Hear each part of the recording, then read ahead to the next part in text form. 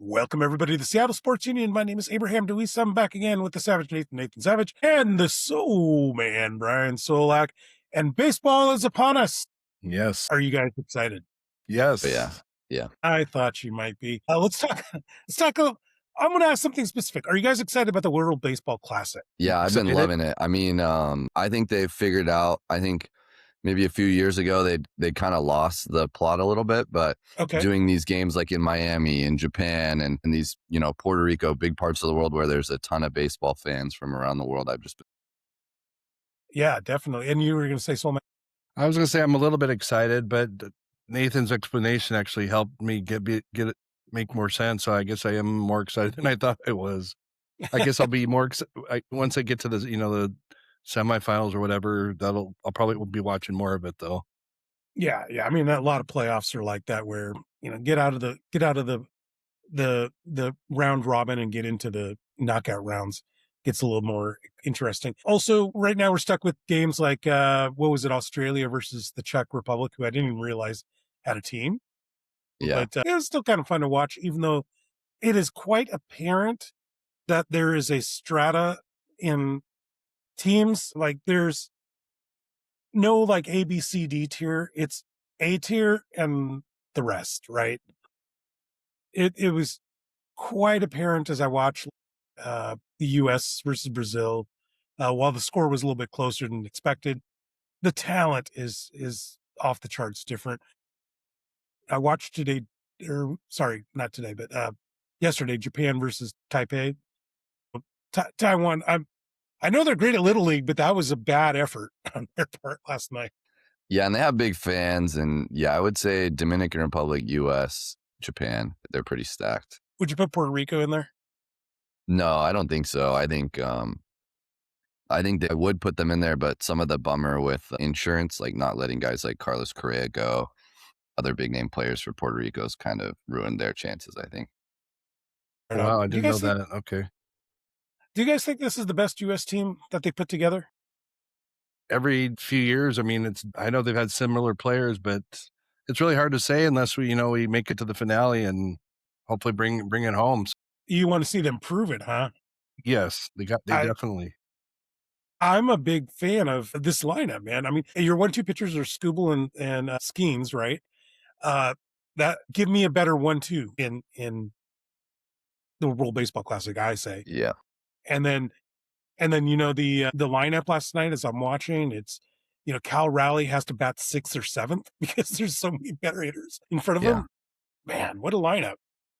Yeah, no, I think the one bummer is I think Scooble only gets one game, and it's going to be early on. Detroit is going to let him pitch one and then shut him down. But I do feel like looking at those three teams in particular, just seeing Julio hit a home run, I think Julio's not as big a name either because there's just so many insane names on Dominican Republic. We had the MLB stars on Japan shine yesterday against Korea, and then this U.S. lineup is so stacked. I think for me, it's going to be all about these just power lineups. I think pitching, very understandably, is maybe the most prone to major injury of any position or any player in big time professional sports. So I get why the teams are kind of holding back some of their top pitchers. So I think these lineups are really going to carry some of these. I think these three powerhouses are all about their batting lineups. Yeah, I get it's a bummer with Scooble, but guys, do you remember who was that Mariners pitcher that never actually played one inning for us because he got injured in the World Baseball Classic? Came over from Tampa, I believe. I know who you're talking about, and I liked him a lot. I really liked it. I thought it was a short name, like 4 or 5 letters. Something not quite like Smoke or, I can't remember. But Drew Smiley, I think. No, I think that was it. Yeah, that was a bummer because they were saying that was going to be an all-time team. I remember Nelson Cruz and the rest of the team was really excited of what was going to happen for the Mariners. Having a number one pitcher on that, was that the 16 team? I believe so. That would have, I really believed in that team. I thought that was, that was going to cause some waves, but that and some other things really derailed that season. But we'll see what the World Baseball Classic. I think you're right, Nathan. I do think playing it in Arizona, has been a big help. I mean, I want to say the U.S. game was in Houston. One in Houston, and then I think then we also had the Dominican Republic and all their fans in Miami as well. So Yeah, the so it U.S. creates they like, chose some good spots. yeah, it creates an event atmosphere. And like you said, I think there's games in Japan and somewhere else in Asia. I can't remember where, but yeah, just spreading it out. We've seen in the past games in Cuba, like were pretty awesome. Yeah. Yeah. Maybe the political situation changes and we can do that again, because that seemed like a party atmosphere. Yeah, the one I really liked as well was Puerto Rico with Edwin Diaz came out to his trumpets. I know it's a little scary probably for Dodgers fans watching him go out there because he famously, I think, what was it, tore his Achilles celebrating a win for his team, but That was they just showed him with the trumpets coming out onto the field to close the game, struck out the side. Former Mariner that I'm sad he's not a Mariner anymore, but I'm always going to root for him too. Yeah. Well, I mean, if you want to be pedantic, I believe that trade with Diaz was a major WAR loss. If you guys like WAR, wins above replacement, like if you look at it from that perspective, the Mariners got fleeced on that. But Yeah. what were they Yeah, I going to do? think was that let him? offloading Cano's contract too? That was one of the. It was part of Yeah. that, and then the Yeah. other part was like, what are you going to do? Are you going to like let him walk and get nothing? Yeah. Sometimes you got to think about it that way as well. Major turnaround, guys. Major Real turnaround. quick, I want to interrupt yeah, real yeah. quick. You brought up Edwin Diaz's music, so I have to throw in this little tidbit. I think he's Okay. got the second coolest entrance music in all of over the years for What is closers his coming music? in.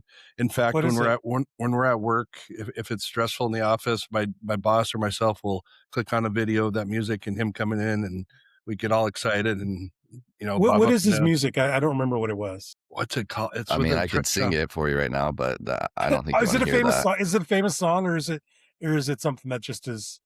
It's just a trumpet. It's a big song. It's like, yeah, Okay. it's like a big fanfare, like trumpet dubstep kind of. I think it's called by like Timmy Trumpet or whatever it is. But Yeah. that's the one in the Okay. Mets. They'd have Mr. and Mrs. Met playing the trumpet when he came in, and you'll Well, have if to check it out because it is up there with the Mariano Rivera one for me. Definitely. Dubstep, let's just go on, because I know nothing of these things, and any music after the year 2001, I don't think is relevant. Yeah. Except for that Taylor Swift. I hear she's pretty big. Anyway, but let's move. I want to move on away from trumpeting the heroics of Edwin Diaz. I want to look at the Mariners. I think the narrative has changed a little bit. I'm still of the opinion that I am justified that there was a lot of bad things that Jerry Dipoto has done.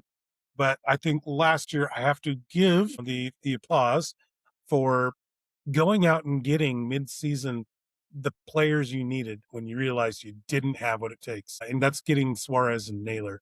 And so I am praising, what do they call it? Damning with faint praise, or praising with damned paints, or I don't know. Yeah. Whatever that is. So do you guys feel like in the off season he has done enough to keep up with the Joneses? I think they bringing in Brendan Donovan to play second base, third base, outfield, maybe eventually. I think that was a heck of a trade. I know everybody was complaining about not enough moves this winter, and maybe we needed to get another bat. But overall, Jerry Dipoto has done a hell of a job with this team, and including this offseason. And I'm excited for next few weeks to see what's going on. Yeah, Well, I think you said hell of a job. You just mentioned one thing. What else did you like? Well, I just liked how he retained Josh Naylor. They signed him right away back in November, and he's kept the core, the pitching staff. I mean, he could have traded somebody off. I'm sure there are hundreds, or not 100 teams, but majority of the league wanted to pry one of our starting pitchers away, and you can never have enough pitching. And our starting five are sensational as long as we can keep them healthy. And we got Jose Ferrer. I know Matthew Page can't stand that trade. No. You're not going to convince me on that. But I we can think it's talk a great about. trade. It's a terrible trade. It's disgustingly abominable trade. But I can understand that what you're saying as a whole. That you're appreciative of shoring up that second base position, which could lead to a potential trade of Cole Young for Kettle Marte. What do you guys think about that? It's not going to happen. Sorry to interrupt, but I don't think I see that's going to happen. I think Arizona pulled back Marte. They may wait till the trade deadline, but it's not going to. I truly believe it's not going to happen. What do you think of the idea of it, though? I don't see we really need him. He's an older guy. I mean, Marte is a great player, but it's not going to. I don't think it's going to put us over the top and go World Series and beat those damn Dodgers. Right out, Nathan? Yeah, I think there's a couple things. I think one for me is I remember, Ken Griffey was on record pace. Mariners were looking like an all-time team, and then the lockout kind of ended that season, and it feels like that's hovering over this season for sure. You're talking about the potential in 2027 for a lockout, right? Yeah, so I think this is, again, it's really bad timing where I think the team is coming together. I think the pieces are there. I think we have some young guys like Cole Emerson coming up, really like Sloan, Anderson. Those guys are hovering there, but it would be a huge bummer, I think, to have that lockout right now with the way the Mariners are doing. And I think it plays into the way this offseason went in all of baseball. The rich teams like Toronto's owned by Rogers basically, so they can spend whatever they want because it'll make marketing for their company, their TV company there. And then the Dodgers are just on another planet getting Tucker and Diaz. So getting back to the Mariners, though, what you're saying, though, fundamentally, it sounds like, is no need to bring on extra contracts because the world may change after that lockout. Yeah, and I think the only those just mega rich teams that we're just not in that area of are the only teams that went for it this offseason. We saw the majority of baseball kind of keep things clamped down in terms of spending because I think, the lockout's coming and that's hovering over everything. But I think for me, I really do like the moves he made. I'm a little afraid of Trader Jerry. I think he's great, developing great with the farm, but the trades scare me a little bit. We'll see what happens, but I do like that they went and tried to get their guys, and I love that they signed Josh Naylor.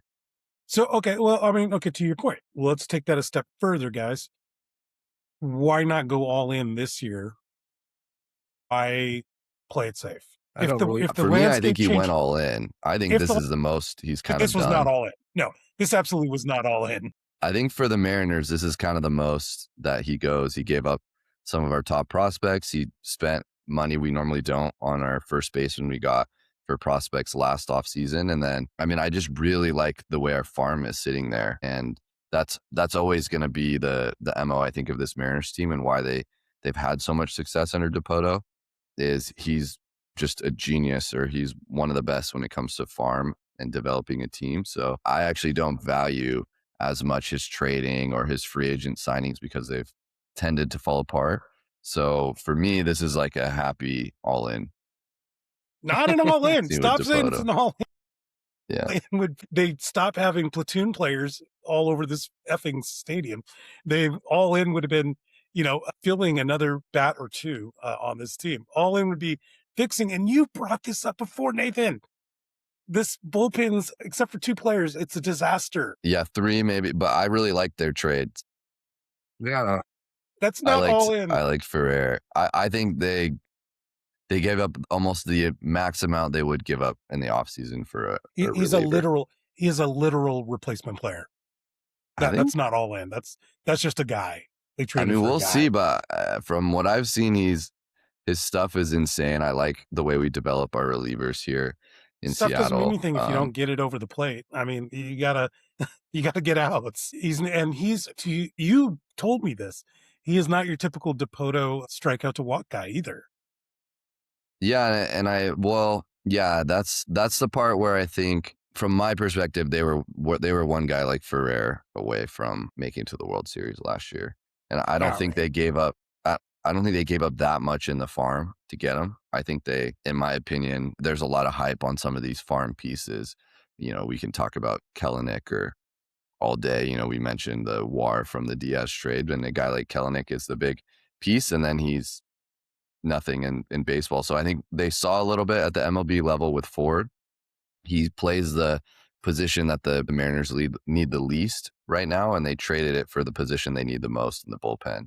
And I do like, from what I've seen, I really like you could say his measurables, or not necessarily what we've seen on the field yet, although he has been a positive player. But I think, especially playing in the pitcher's park that he's going to play in, the analytics team that the Mariners have, they saw something, and I do trust them with their pitching pickups and talent that they bring in. Well, anyway, you're wrong on Ford because now we're going to get stuck with Haniger as our backup catcher. Wonderful. You can't see me, but I'm twirling my finger. Soulman, Soulman. Yes. I can't seem to convince him. I can't convert him. Are you all candy canes, puppies, and unicorns and sunshine with this team? There's no problems with it whatsoever. Obviously there's problems, but it really is all in for the Mariner ownership because they're cheap SOBs. It's not all. We're not spending money. They're cheap, therefore they're not all. But they set their salary cap for a reason where they want it at. They're the bosses. You got to go for what you can. And I think Jerry, little known fact, that Donovan trade was his 199th trade of his career here in Seattle. I had to throw that in, but he's putting the best team out there on the field. I think come trade deadline, I think this year is going to be like last year, to where if we're in it to win, I think we're going to make a major trade, something that could put us over the top because 2027 is looming there, like you guys were talking about, and they may just go for it. I mean, I think well, you got to have faith, buddy. Hope is not a strategy, dude. Faith is for Sunday school, man. I want to see results on the in the box scores. I think you're going to see results, though. Yeah, for me, the thing is, I mean, of course you'll have regression, but I would say the team last year made it the furthest of any Mariners team ever, right? I'm glad you brought up regression. Seventh inning, and then we are. Do we really think? Sorry, Nathan. You said regret, and I'm glad you brought that up. You're making my point for me. We do not expect, do we, that Cal Raleigh's going to hit 60 home runs? I think that's part of baseball, but you can't. I don't think as an owner or a GM, you can plan your team around having an off year or a good year. I think you put the best pieces available, but it's just part of baseball where it comes in waves. It feels like Crawford is a guy where every time he has a bad year, he follows up with a great year and then has a bad, like some of these things can go in cycles. So yeah, I think we're not at the same level for sure on Raleigh, but we're never going to get rid of Raleigh. And you do have to plan for the worst, though, because that's why you have depth on the roster and depth in the farm, right? They've got the depth in the farm. I grant you, Dipoto is a genius at drafting and that kind of thing. Sucks at trading if you look at his lifetime.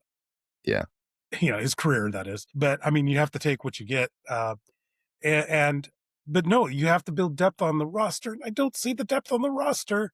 I mean, that I want to see for me, the roster coming into this year is way better than the roster coming into last year. Way better? Yes. Who's replacing Suarez? Suarez wasn't on the roster at the start of last year. Oh, you said the start of last year. I was thinking end of last year. Okay. Naylor's better. I think Naylor's like unreal that he's sitting there at first base. I think Donovan is unreal. Yes, it sucks to lose Polanco, but I know coming into last year, there was a lot of hate. Polanco wasn't good until last year, so for us, yeah. Yeah, so I just think, we'll see, and I do actually expect some regression. I just see what's going on in Toronto. I see what's going on in New York. I'm pretty worried about this season. I don't think we're going to get as far as we did, but I don't really blame the GM. I don't blame the ownership that much. Who do you blame? That's where we're at. Unless you're blaming the players for not living up to their contract. I think it's just part of baseball, and I really hate that we're one of the teams that has this very hard salary cap based on who our ownership is versus teams like Toronto or New York who are just seemingly don't have a salary cap, can get whoever they want. And it seems like this year the rich got richer. Let's ignore Toronto and LA. You guys keep bringing this up. Let's ignore the Yankees. Let's ignore all those things because we play in the American League West, right? The American League West is garbage. Am I wrong? Yeah, I mean, we'll see once the teams are on the field, but on paper, again, this looks like a weak year for the West again. Yeah, everybody's down. We should be throttling this. And again, we should be putting the pedal to the metal and winning this division hands down easily. That's what it is. I mean, if you get to the World Series good, then we'll worry about the Dodgers. I'm not worried about them right now. I'm not worried about the Toronto Blue Jays. I'm not worried about the AL East because they're going to beat each other up. Yeah. And yeah, like it's. I am worried about the AL Central because they didn't vote for Cal Raleigh. Those reporter jerks. But I swear, guys, last night, Aaron Judge hit a home run. It's like, okay, I can't be mad at him being MVP. Yeah, it's so much easier to root for Aaron Judge in a USA uniform than the It pinstripes. is. Like, it looks like he's like a different player to me. I'm like, oh yeah, I can root for that guy. That guy is fun to watch. And then the second he's back in pinstripes, I just get a sinking feeling whenever he's doing anything. So Oh boy. Let's take a look outside of the Mariners, because I'm not going to convince you two. I'm just going to be bitter, angry, while you two optimistic. And I don't know. I think I get some sort of joy out of being bitter and angry. Like maybe I've been beaten down by this team for 50 years, and it just, if I were happy, I don't think I would know what to do with myself. Okay. yeah. I mean, I feel the dread. I feel like even though they did as well as they did last year, and in my opinion, they did go out and get better pieces coming into this year, I do feel this dread that someone's going to get injured. The starting rotation just going to explode. That was the biggest bummer for me, was not getting another starting pitcher. And injuries are going to pile up for the amount of innings we've put on our guys. And it might all go up in flames like we see so many times as Mariners fans. But I just do think on paper they did what they could this offseason, and I like their moves. Right on. Let's look outside the Mariners, though. Is there anything from this offseason that has shocked you? I mean, any major trades or moves that either baffled you or you're like, oh God. I know we can start with the Dodgers, right? Yeah, They just keep adding. that's What they unreal. added like 3 Yeah. guys, right? Well, I think they said, hey, we're going to keep it calm this offseason. And then they But they got didn't. Edwin Diaz and Kyle Tucker. That's Tucker. That's Yeah. who it was. And then I Yeah. think they got a third guy, and I can't remember who it is either. But Yeah, but that's the one. Supposedly, that's the one that's going to guarantee a lockout. Is that Kyle Tucker move? From what I've heard from baseball what about his? insiders. Just he was the number one kind of available free agent that a lot of people considered. The Dodgers wouldn't have the money to go after, and then they got him. And I think maybe the camel's back's already been broken for a few years, but that supposedly that's the straw that broke the camel's back. Is such a massive contract, such an amazing player on the Astros and then on the Cubs, and the fact that the Dodgers got the premier free agent again. I think that there's going to be a lockout guaranteed. Outside of the Dodgers, anything else? Any other movement that piqued your guys' interest? I would go with my Red Sox. I mean, they signed Ranger Suarez away from Philadelphia. I didn't see that coming. He's a pitcher. And they also got Sonny Gray in a trade. I know he's getting older in age, but he's a strong number 3 for them. And then they got one of the best young left-handers in the league, Eric Crochet, at the top of the rotation. So I think they've significantly increased their chances. Again, like you said, the East is going to beat the hell out of each other, but I was surprised at being a Red Sox fan as well, what they did there, but I'm happy too. Yeah, for me, it would probably be the scary team in the AL, kind of out of the blue, because we know, Blue Jays, Yankees, they're going to be what they are. But Detroit, actually, weirdly, it seemed like they thought they weren't going to get Skubal back. So then they went and got Framber Valdez. And then out of the blue, they also got Skubal. So they actually look really scary for me as well. I thought they played the Mariners really well last year. I was really nervous in those games. And they're young, and I think they've only gotten better. So, yeah, I'm definitely worried about Detroit as well. What do you guys think about the Pete Alonso sweepstakes? I was Because I thought shocked that that- was the name with Orioles, right? Yeah, I was going to say, I was shocked that Baltimore ponied up and he went there, but good move on their part. He's just going to be playing DH. I mean, that's a lot of money for eventually full-time DH, but But I mean, it's a hitter's park, right? absolutely. It's a great place for him that's to what be. I saw too. Yeah. And does that instantly make the Orioles? Does that change their narrative as a floundering team to something to actually be dealt with? Hard to think. It could, but they got a lot of injuries too, a lot of young kids, and still new ownership. I think from a year or so ago, and new manager, and there's a lot of pieces to prove, I guess, before that. But they could be competitors, yes, I guess. Yeah, for me, they're an example of what could go wrong with the system that Jerry Dipoto has kind of put into place, and why I really value Dipoto is you can get all the prospects, but if you just make the wrong moves, put the wrong guys in positions where they're not going to succeed, have the wrong management, have the wrong bench coaches, pitching coaches, whatever, it can kind of all fall apart. And I remember a few years ago, the Orioles looked like the team just that was going to rule the AL East for a little while with all their talent, just all these top picks, all these number one overall prospects. And in my opinion, it all fell apart due to the management of their, of kind of their farm system and their players. And we'll see. I just think it's too stacked right now in the AL East, and they're gonna sadly be looking up at the playoffs again this year. Do we know what the hell's going on with Tampa? Are they just going to play at a minor league ballpark? How does the MLB allow two teams to be playing at trashy minor league ballparks? Uh, yeah, the A's scare me a ton because they basically built a roster to hit home runs in their little dinky park, and it's worked. It worked really well last year. They peaked at the end of the season. They have these guys who hit a ton of home runs because they have such a small field, and I'm surprised. I don't think it should be allowed, but Manfred does what Manfred does, and I hope that just gets taken out very quickly because I think it does really dampen some of the recent success that baseball's had. How can you, Soulman, how can you take the Major League Baseball seriously if these teams just can, they're worthless. They are worthless teams. Like as far as Oakland, they had a strong fan base and they just, stuck a middle finger to that fan base. And Tampa, they never have a fan base. And so what are they doing there if they're not going to, if they're not going to, build a nice stadium? That are you sure Oakland really had a strong fan base? I thought they only came out when the team was winning. Yeah, that's true of pretty much anywhere. But I mean, like the fan base, I know that when they suck, that place looks empty. But when they're going, you got to remember back into the early 2000s and the 80s, dude. Those fans were there. Those fans were That's true. fanatical. Like it's pick any Mariner season that's they suck. Fans stop going. I mean, that's sports in general. Well, you make some excellent points. I didn't really think about that, but I mean, pretty much those two teams are. I mean, I know they have the talent, blah blah blah, but it is a kind of a laughing stock to where they are playing in minor league parks. But possibly there's something behind the scenes going on with MLB officials. Maybe they're thinking about having these teams move somewhere else. I mean, I don't know the status of, is Oakland still going to? I'm sorry. The A's, whatever. Vegas. Yeah, going to Vegas. Is that from? I think Vegas, they pissed off Vegas. So Vegas Yeah. at the end told them no because they tried to scam Vegas or make too much money or be greedy. And so Vegas for Okay. now basically told them, don't even think about it. Like we don't want you right now. So They can't.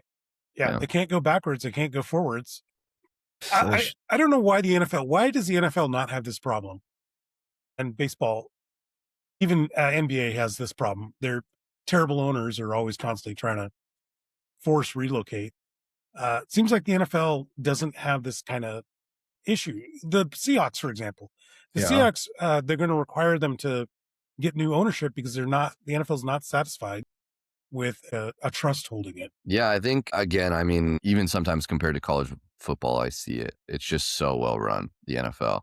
I think we just came out of a big Super Bowl and there's a big conversations there, but under it all is just how well run the NFL is, how much you get invested in the players, how much you get invested in the teams every postseason. I just think they're so good at what they do on marketing in all phases that I don't know exactly if it's just some of the business meetings they have that are, the group of owners are all kind of on the same page. But for me, that's the blueprint. And I do actually like, especially versus the NBA, the way MLB has looked at some of these issues, but I'm really afraid for this lockout again and some of these conversations because I do think they're related to very greedy ownership that's not looking long term. And I don't know what's going to come of it. But the last time there was a lockout, it kind of ended America's pastime being baseball. So hopefully they're able to put their pettiness and their greed aside and really get a product that I think is so close to being there. There's so many great baseball players now. The pitch clock is awesome. I like the ABS on what's going on there. So hopefully they can just get the greed out of the way and we can enjoy some baseball. Hey, I think you should. That's a great question that you brought up about those two teams in the stadiums, though, in MLB in general. Seriously, we need to think about asking Joe Doyle his opinion on that next week when he's on the show. Cool. Come over to slotbaseball.com. But that's a great question. That's a great plug. So we're having on Joy Doyle. You want to say a little bit more to that show? Yeah, next Thursday, the 12th of March, we're going to have Joe Doyle. He's a founder of overtheslotbaseball.com. He's a founder, host. He covers every prospect in America pretty much. Amazing material. He knows, obviously knows baseball from MLB down to single A level. And we've had him on the show maybe 6 or 7 times already, and every time is different. And we learn new things every time. And again, that's a great question we need to bring up early. We can't forget that because I'd love to hear his opinion. Definitely. And then also we have coming up the manager of the Aqua Sox. And yes, Ryan Scott is coming back to Everett. He'll be joining us the following week on the 19th. And then sometime, hopefully in April, we get Ryan Leaf, former Wazoo quarterback. So yeah, definitely some fun coming up. Yep. Let's stick to the. I want to ask you guys. Give me one thing that has to get fixed from the player's perspective, and then one thing that has to get fixed from the owner's perspective about baseball. Gosh. Like I can kick this off. I can do the easy ones if you guys want. Go ahead. The easy ones is that there's got to be a salary floor. So that means that each team must do like they do in football, NFL football, where you have to spend X amount of monies so you're not just pocketing all the profits. And then conversely, there's a cap or tanking. Yeah. And then conversely, there's a cap so that you're somewhat in the same pay range, and you can't like do what the Dodgers are doing. Are there any other things that you can think that they need to fix? I mean, I think for me, just extending on what you're saying, I think there has to be then the only way they're going to get a salary cap to be agreed to by the Players Association at this point, like where it's at, is they're going to need revenue sharing. That's the only way, in my opinion, that they're going to be able to convince players to take, hundreds of millions of dollars of pay cuts. Explain revenue sharing.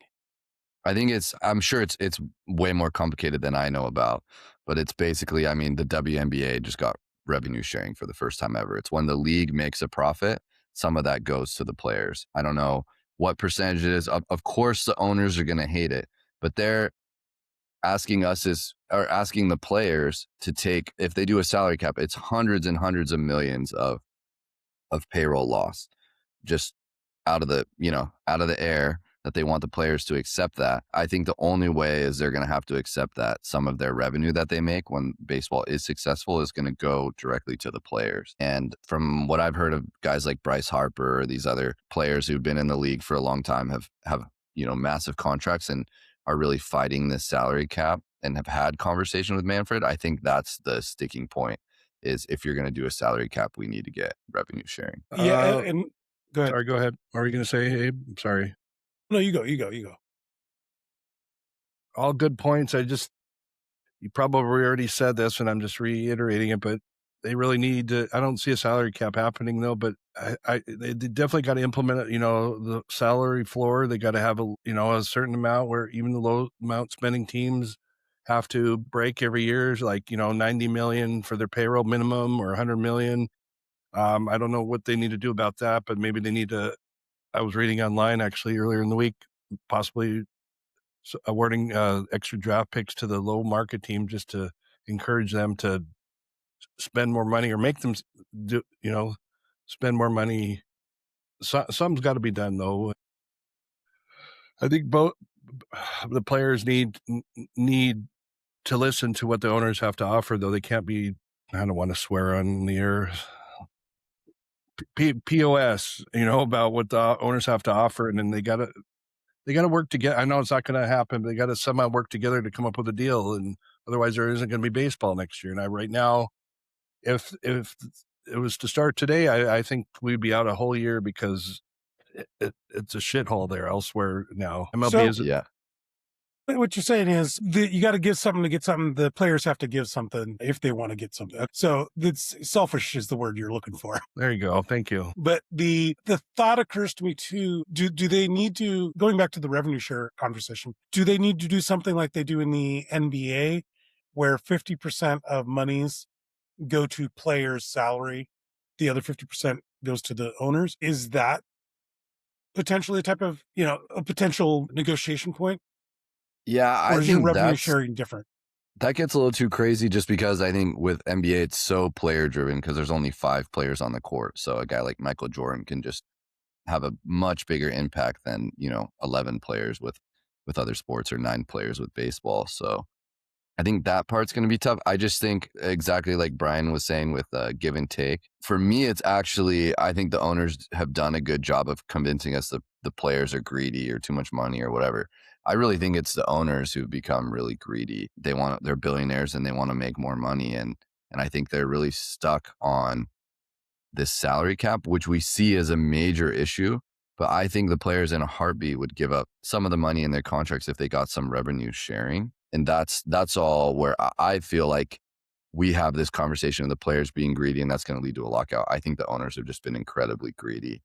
I think we've seen it pretty much top to bottom where these owners are in general really just trying to get every last cent out of these teams. I mean, even in Seattle, I think we see it where in order for the team to spend money, they have to feel like they're going to be in the positive and make that money back. I think that's one part of the NFL that I really appreciate. And maybe that also needs to be a conversation in baseball, is a little more like when the Seahawks are successful, that money ends up getting distributed between all the other owners in the NFL. They share the revenue in that way as well. So there's one too. It's yeah. the revenue sharing in the media deals. So right now they don't have a media deal with ESPN. So everybody's getting their revenue from local contracts. Yeah. I think there might be a few Fox games, but the NFL, all the TV media is shared. And yeah, so it's there's a little bit more all for one and one for all in the NFL. Like the Dodgers TV deal, I can't remember what it was, but it's like a just unreal number compared to the rest of baseball. And then we see with Toronto, right? They're kind of double dipping where Rogers is the main TV broadcaster in Canada gets Toronto. So whenever Toronto's successful, they get more money for the broadcast. They're willing to spend more money for the team. So I agree with that one. I think that has to happen. I think both sides are relatively greedy, and I don't know. It just feels like even with some of the situations where the head of the Players Association was found kind of in bed with ownership, right, going out to dinner with ownership and other things, it just feels like we're gonna be in for a lockout here. Yeah. Here's another thing I think that could help as well is if the owners stop doing the yo-yo game with players, such that I forget the name of this. You guys can help remind me. Before halfway through the season, if you bring up a player, they're considered a rookie, but if you do it later in the season, they're not.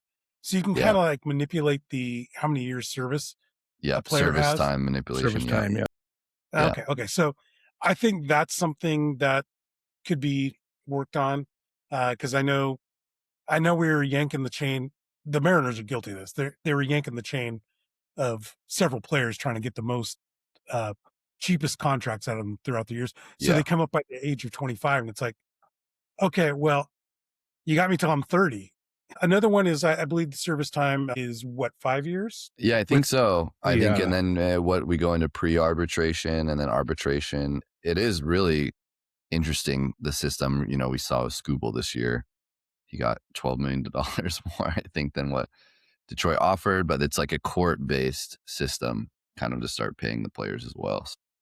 Yeah, I like arbitration, and I think maybe there's something they can do about that because it's almost criminal that the Seattle Mariners have all these pitchers and are not paying the market value. And I can see why before this last year, if you ever looked at X or Twitter, there's guys like George Kirby, some other pitchers who, if you look at the little likes that they do on posts that scorch ownership, the Mariners, they were actually liking those posts.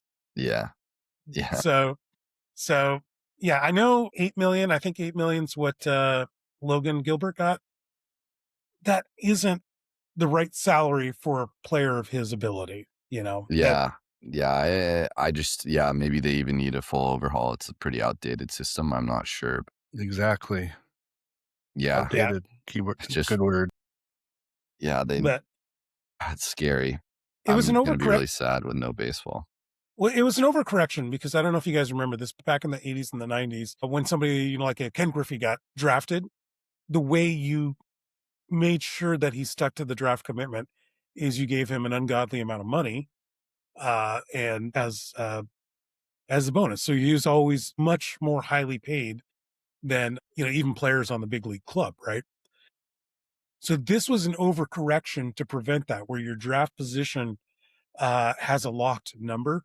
Maybe that's got to be evaluated. Players may have to give that up and say, like, because I know what the players' complaint back in the day was that, okay, well, these rookies are making way more money than me, and I've been in the league for 10 years. Okay, got it, but there's a difference between Jim Presley and Ken Griffey Jr. There just is. Yeah. But yeah, there's weird stuff too, right? Like paying over slot for draft picks.